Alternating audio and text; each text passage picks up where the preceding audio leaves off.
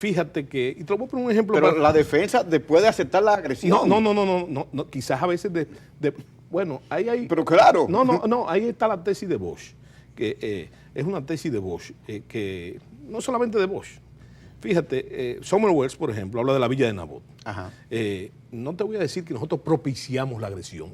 Pero la permitimos. No, nosotros tenemos el problema, el gravísimo problema. Hemos llegado ahí por eso.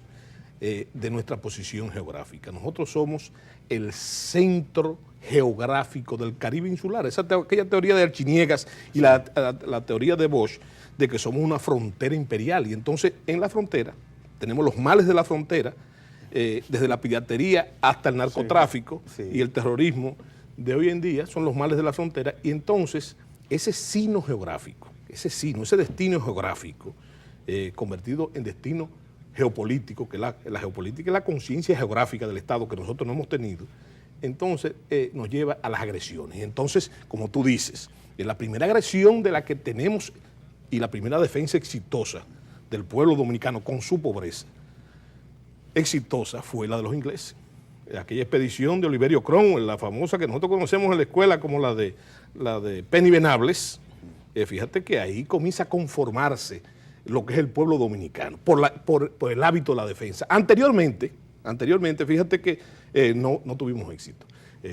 La piratería, que era una forma de guerra imperial también, de una guerra de los imperios, entonces, bueno, la ciudad de Santo Domingo inclusive fue tomada de rehén por el famoso Francis Drake por tiempo prolongado, y la saqueó, y cada cual podía hacer lo mismo, pero la gran diferencia fue, y eso denota, junto con la primera credencial de la dominicanidad, que fue la batalla de la Limonade, tan enraizada en nuestras costumbres, no solamente sociales e históricas, sino también religiosas. ¿Y no será, general, que nosotros nunca hemos tenido un proyecto colectivo? ¿No será eso un grave problema desde la primera república? Bueno, es una tesis de Pedro Enrique Ureña. Nosotros no hemos, dice él, que nosotros racionalizamos la nación a partir de 1876.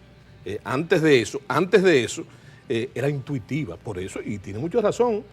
Fíjate que en la Primera República, yo que he hurgado, investigado, inclusive entre ese faro de civismo, que es Juan Pablo Duarte, el gran ideólogo, pero el hombre de acción también, que eso podemos discutirlo luego. Sí, no, pero pero fíjate, no menciona nunca ninguno de los prohombres de la independencia.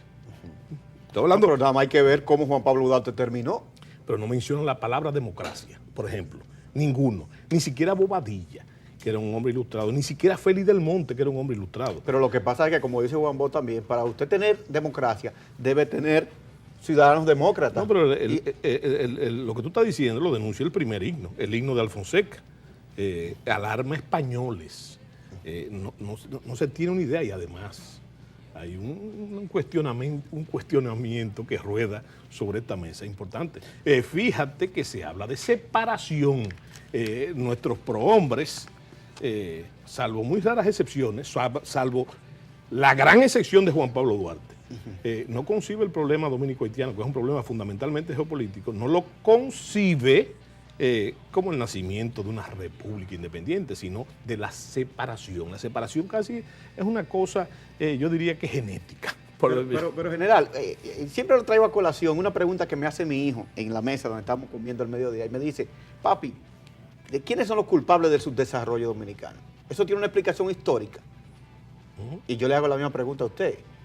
¿Quiénes son los culpables del subdesarrollo? Y si eso tiene una explicación histórica, si somos destinados al subdesarrollo. No. Ahí hay dos factores importantes.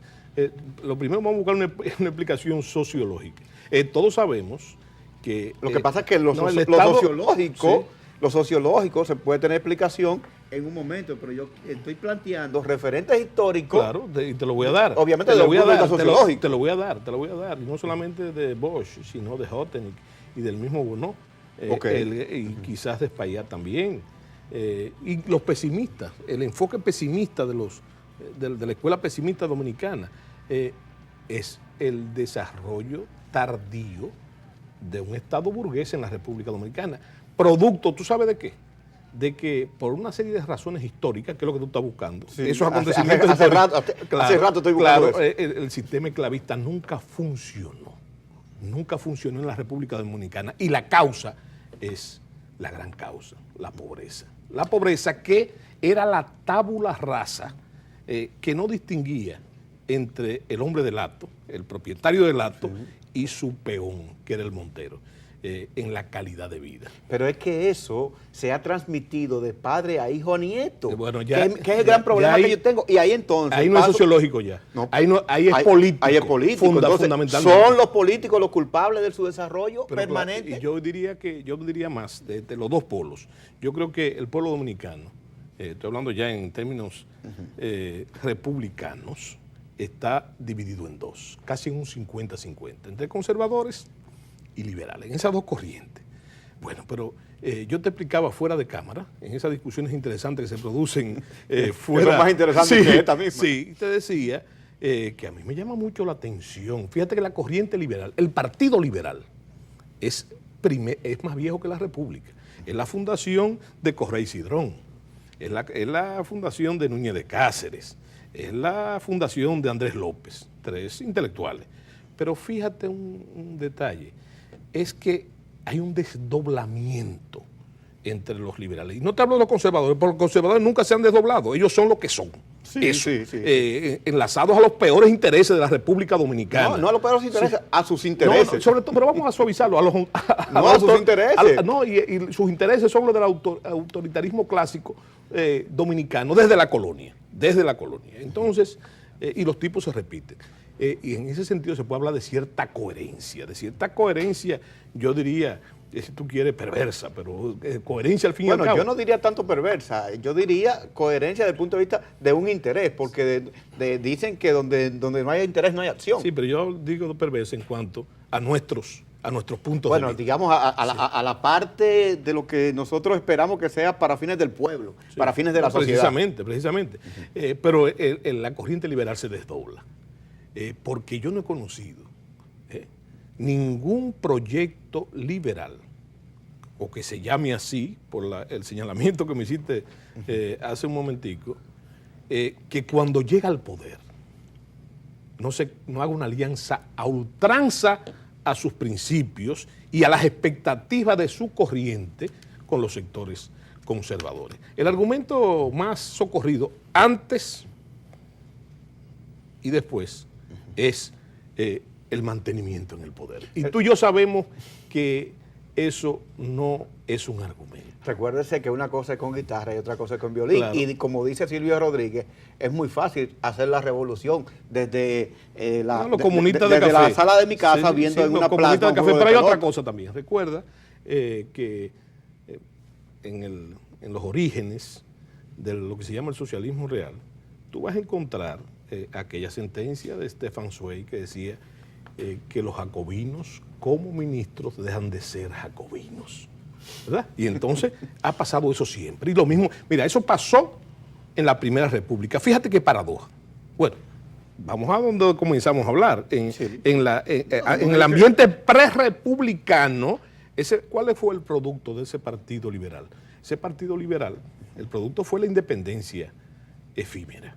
¿Verdad? Ajá. Bueno, entonces fue un fracaso total. Total. Y breve. Y entonces, muy breve quizás.